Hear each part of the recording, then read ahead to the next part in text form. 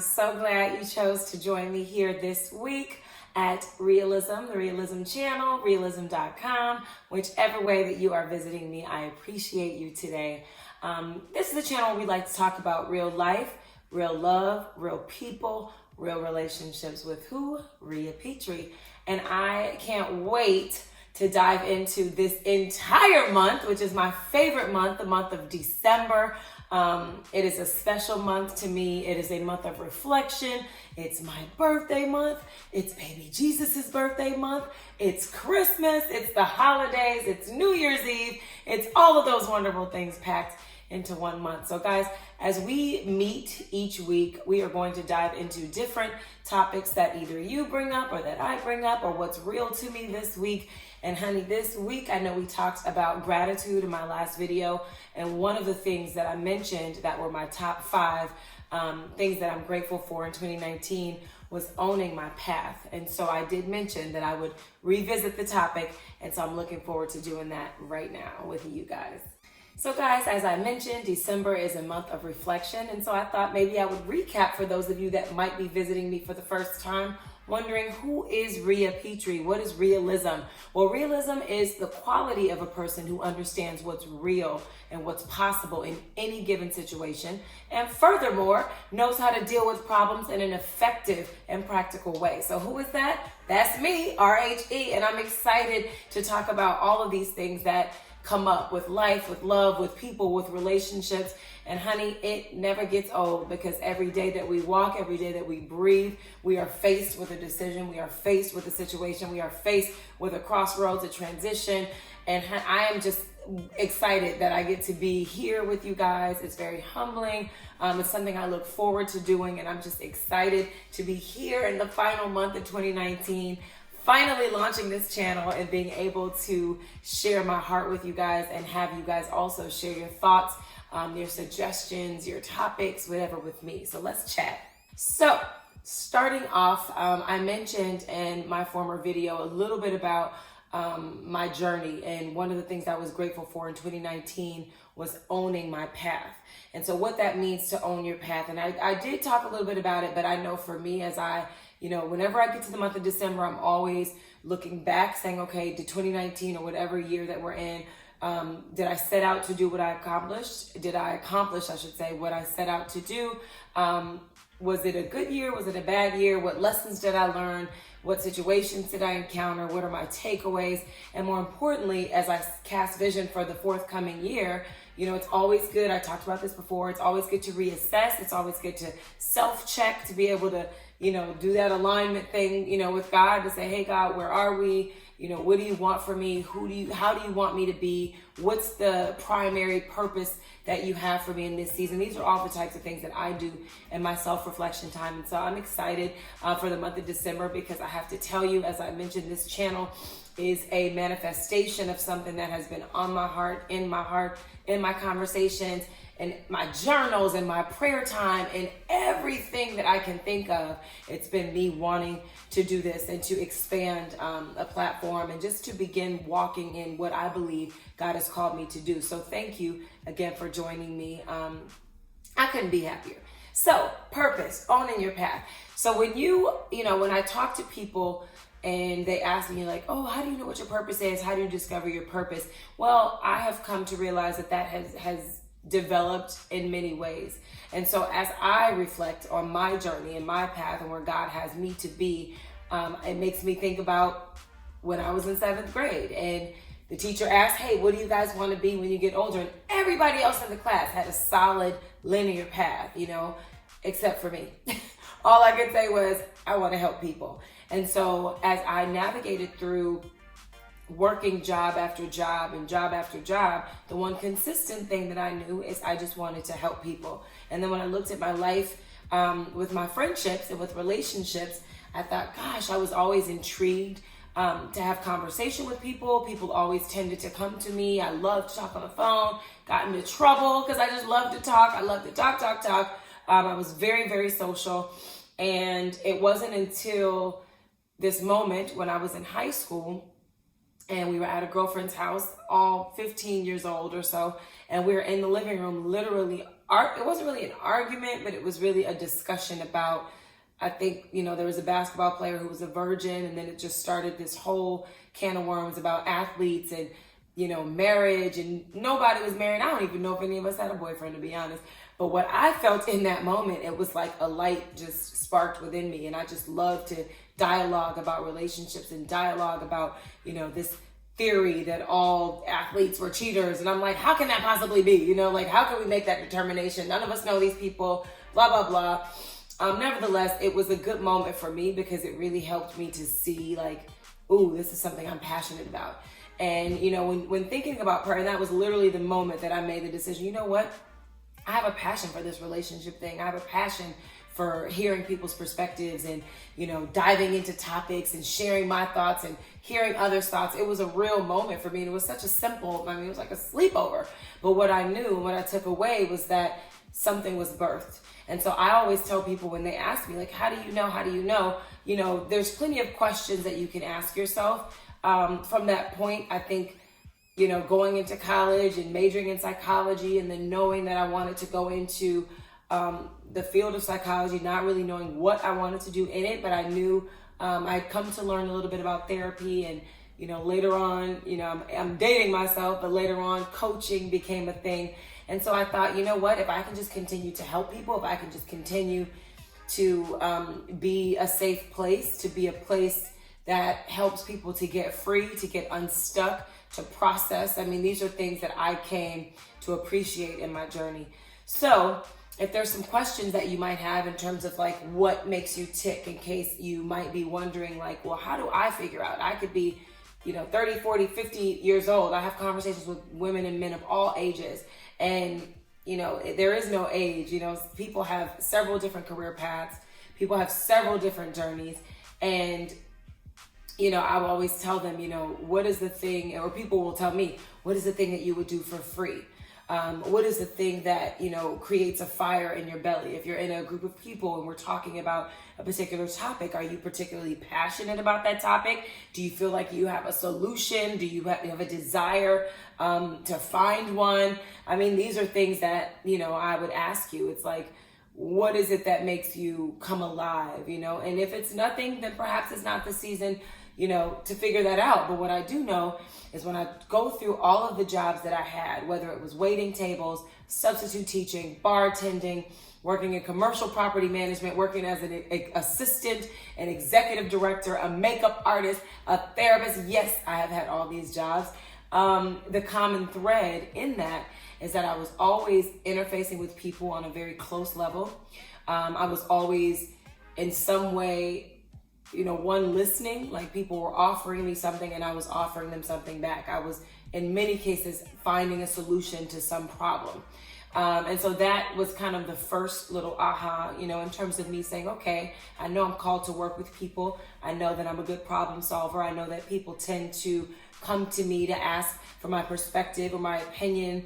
And I wasn't really able to formulate that into a career path and a branded journey, but that's the beauty of God, and that's the beauty of life, is that you just keep putting one foot in front of the other and pressing forward. And so, if I could give any encouragement, any hope for your journey, it would be, pay attention to those signs, pay attention to those benchmarks, pay attention to, when you are at a job or when you are in a group, whether it be a social group, whether it be an at work group, at church, or wherever, you might be among a group of people. What is your role usually?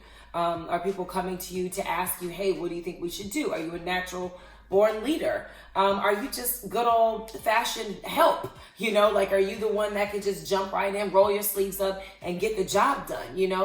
Those are the types of things that I was observant with in my journey. And so those are some things that I would say, as you navigate through life, to try to figure out what your thing is, what your path is, what your purpose is to always, do some self-checks. So when I think about my purpose and answer the question that has been asked to me, Maria, what's your purpose?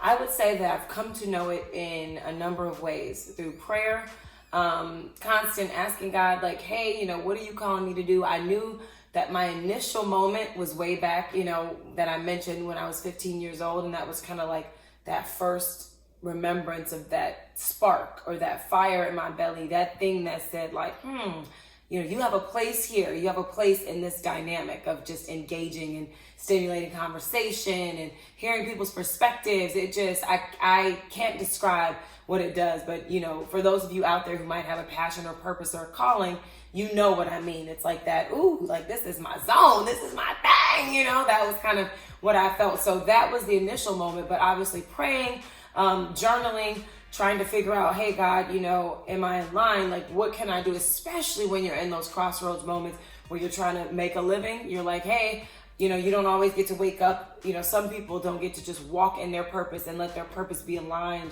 with their actual income. So honey, trust me, I've had many jobs, but as I mentioned a little bit earlier, what has helped me is being able to just kind of take a deep breath, be patient with the process, and continue that relationship, and continue saying, well, Lord, I'm waiting tables at this restaurant, or I'm working as a therapist intern, with these clients, but not making enough money, or I am, being a personal assistant, or I'm running a foundation, being executive director. But all in all, through those moments, what was developed in me is something that can't anybody take away. And what I know is that it's built confidence in me to really isolate certain skills that can go no matter if I'm running my own business, no matter if I'm, leading the charge, freedom movement, here we come. But all of those jobs, all of those things, all of those hats that I've worn have helped to shape my purpose. So for all of you Renaissance souls out there that might have had a lot of jobs, or you might be transitioning from maybe having a long time career, but now you're up against that crossroads of like, oh man, I want to pursue my dream, or I want to live in my passion and not have to keep, doing something for someone else, or not, living in what I believe my best life is. I want to encourage you today, because it's absolutely never too late, but never feel like because the picture may not look what you think it should look like, it doesn't necessarily mean that God is not using it to propel you to where you ultimately want to be. So that's what my encouragement would be. It's just to not discount. I know I always like to use this term, like to bloom where you're planted, because that has really been the story of my life. It's like my friends would be like, girl, you're not going to be no commercial property management person, or you're not going to be bartending forever. It's just, I've come into these seasons where I've had these jobs and these positions, and I just owned it. And I'm like, well, I'm going to be the best executive director there is, or I'm going to be the best, therapist coach that there is, or I'm going to be the best fill in the blank, because I've been all of them. I've had those attitudes, and that's kind of what I think has helped me to just keep stepping in my own lane and kind of owning my own position. It's like, yeah, I had a little bit of an insecurity there for many years, but now, that I'm in this crossroads, I'm grateful for it. I honestly am grateful, because I've got a ton of life experience in different areas, and I can honestly say that, this season, now that I've got the confidence to step into my dreams like this channel here, it just makes me excited to see what is next, what doors might open or what opportunities might come. So don't be afraid to take a step. Something else that I would say that has helped me is just being open to new things. I absolutely know what it's like to be passionate about something, to have a dream, to envision yourself. I can think of being in the 4th grade watching Oprah Winfrey saying, oh, I want to have me a talk show one day, or I want to be able to talk to people and hear their stories. I mean, that has always been something that has just given me that light inside. However, my journey has taken me to many different places. So I would say just remain open with the process. It doesn't mean that, that linear vision is not a bad thing, because I spoke about that in a former video. I envy people who've been able to say, this is what I'm going to do, and I'm going after it. But for those Renaissance souls like myself that had to work and live and eat and hustle and, find a way or make one, it didn't always, the puzzle wasn't so linear. Every piece didn't quite fit. So it called for me to have to really step out on faith, take risks, but being open. I think the thread of being open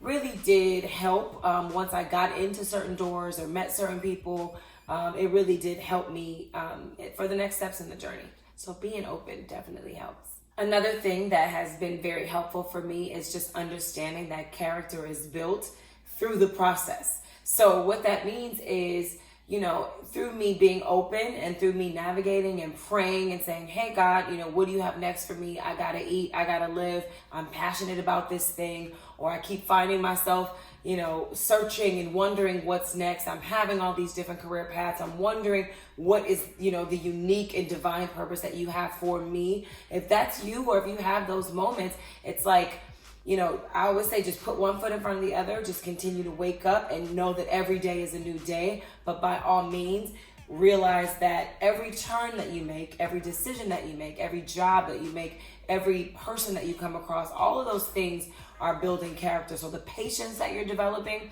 the environment that you might be in, that might be a tough one that you want to leave and quit every day, that's building character. The skill sets, as I mentioned, being able to develop skill sets in these different roles, even if it doesn't look like what you envision, if it's not that one thing, God could still be developing and cultivating something in you to use when you get to that one thing or that place. So just realizing that, building character is a part of the process, and character is not built easily. So it takes patience, it takes fortitude, it takes resilience. Those are things that I would say as you navigate through trying to figure out your purpose and discover that, being open, saying, you know what, God, all right, like maybe this is not something that I had to make those decisions where I'm like, it's not on my vision board, but I'm going to do it. And sure enough, every single time there was a blessing that came, whether it have been a provisional blessing, like, hey, he knows where you're trying to go. So you got to have money to get there. You got to live, you got to eat, you got to be grown out here, especially once you hit a certain age. So I, am grateful for that, for just understanding what character building looks like for me in my life. And I just want to encourage those of you that might not be at the finish line, you might not know what's on the other side of door number 1, 2, or 3, just realizing that even in that decision-making process, that there's character being built. Because guess what? I know if you choose one and one doesn't work out well, I bet you'll know what, what you don't want to do. And then there's always door number 2, and there might be a third one. So options are always going to be available to you. Don't beat yourself up, be patient. Trust your gut, trust your instinct, always be in communication to be like, hey, whether it's God, whether it's Jesus, whether it's, the universe, the spirit within, we all have an internal guide, an internal force. As I mentioned, God, Jesus is mine. But whatever way that you center yourself and you get tuned in, tune in, because only you know what's best for you, but only God knows the way that you will get there. So that's my encouragement. So before I get out of here, I just want to say thank you guys so much again for visiting me and for liking, subscribing, leaving a comment down below, whatever your choice is, visiting my website, www.rhealism.com. It's the safe place where we can talk about real life, real love, real people, real relationships. I'm so excited. I hope that you will leave here with a nugget of encouragement, with hope for your journey as you either walk in your purpose, strive toward your purpose, or try to figure out and navigate through knowing what that purpose is. Leave me a comment, leave me a question. I'm always excited to either blog about what you guys want to talk about, to expound, to click on Ask Rhea. If you go to my website, any of those ways, I'm looking forward to dialoguing with you. So thank you so much. And I'm even excited each week when I see you guys next week, we'll be talking about another aspect of, reflecting on 2019. So let's holla, let's do this. I'm so grateful. Talk to you later, alligator.